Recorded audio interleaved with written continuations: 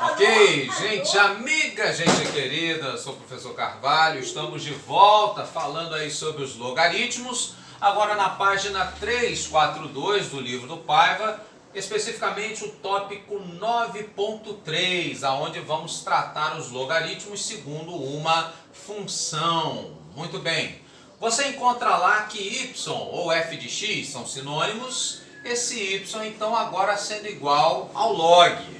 Lembre-se da aula anterior, né? Nós vimos que log é um expoente, aonde então esse y vai ser o expoente e esse número aqui debaixo do log, a sua base elevada a esse expoente, vai me dar então um valor de x, que a gente chamou aí na aula passada de logaritmando. Basicamente a base a elevada ao expoente y, isso sendo igual a x em termos exponenciais, ok?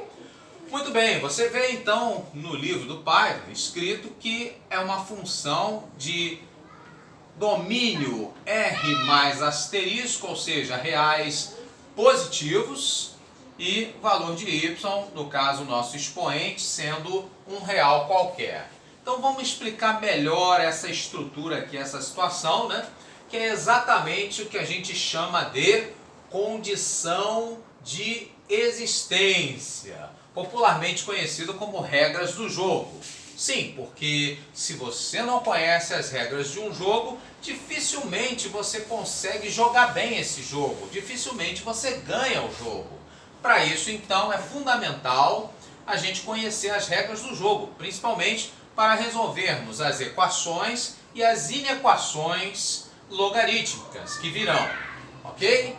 Então, veja as regras do jogo, como funciona.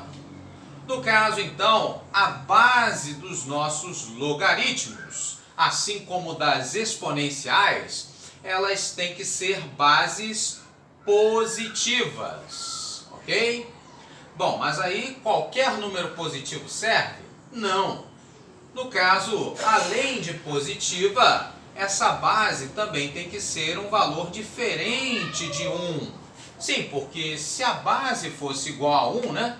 1 elevado a qualquer expoente, né? Seria um valor constante, o próprio 1, o que ia ser muito sem graça, seria uma função constante, não é verdade?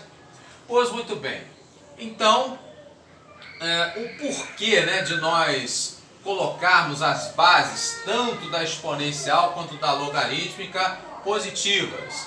É uma relação de causa-consequência. Propositalmente, quando você coloca uma base positiva, automaticamente você força a barra para que os resultados também se tornem sempre positivos. Ou seja, se a minha base ela é positiva, o meu logaritmando, o meu x, automaticamente vai ser positivo também. Um exemplo, se eu pego a base 2, elevo ela a 0, acho um valor positivo. Se eu pego a base 2, elevo a um resultado positivo, também vai dar positivo. Se eu elevo 2 a menos 1, negativo, o resultado é meio, positivo também.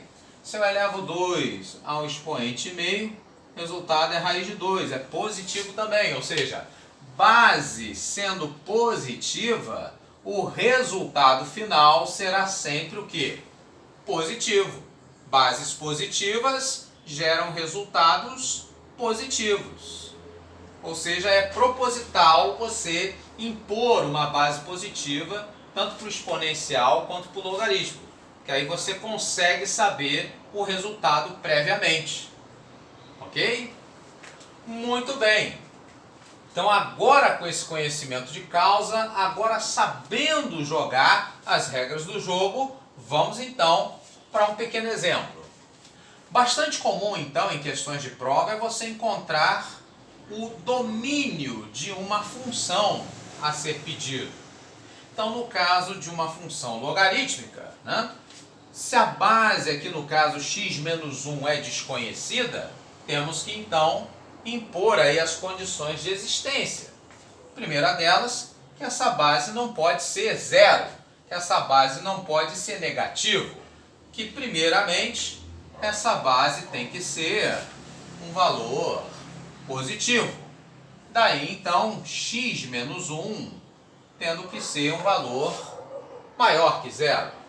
E automaticamente daqui sai a nossa primeira condição, que x então tem que ser um valor maior que 1. Pois muito bem.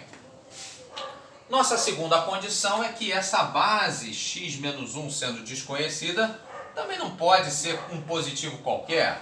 Se ela for 1, por exemplo, não tem graça nenhuma. Então, a base também tendo que ser diferente de 1. Faz com que tomemos x menos 1 diferente de 1. O que faz com que o valor de x, então, tenha que ser diferente de 2. Muito bem. Essa, então, a nossa segunda condição. Terceira e última é que, então, a base sendo positiva, o resultado a ser gerado também tem que ser positivo. Esse resultado, logaritmando, né, a parte de cima, no caso aí, x ao quadrado menos 5x mais 6, isso tem que ser positivo. Caímos então numa inequação do segundo grau, da onde você já viu, né? No caso, a resolução é você fazer então um pequeno esboço da parábola, aonde aqui nós teríamos a soma das raízes valendo 5, o produto das raízes valendo 6, e aí você imagina rapidamente dois números, que a soma é 5 e que o produto entre eles é 6. Já percebeu? Sim, são eles, 2 e 3. Então, no caso, teremos o 2 e o 3, duas raízes reais distintas, faz com que o a ao lado do x ao quadrado positivo, a concavidade seja voltada para cima, ok? E como ele quer os valores maiores que zero, nós pegaremos quem? O meio ou os extremos? No caso, então, maiores que zero, acima de x, são os valores positivos, eles estão nos extremos. Ou seja, tomaremos, então, valores de x menores que 2, ou o outro intervalo, também de valores positivos, são os valores de x maiores que 3. Essa, então, seria a nossa terceira condição de existência. O fato é que as três têm que existir juntas ao mesmo tempo, simultaneamente. Então, a nossa solução final tem que juntar todas essas situações ao mesmo tempo. Então, vamos ver o que elas têm em comum, né? No caso, então, valores de x maiores que 1 e menores que 2, isso eu posso juntar no intervalo só. O intervalo de valores de x entre 1 e 2. Como 2 aqui ele é aberto, no caso então automaticamente já é diferente de 2. E esse último intervalo aqui, né, dos valores de x maiores que 3, vai fechar então aqui o nosso conjunto solução.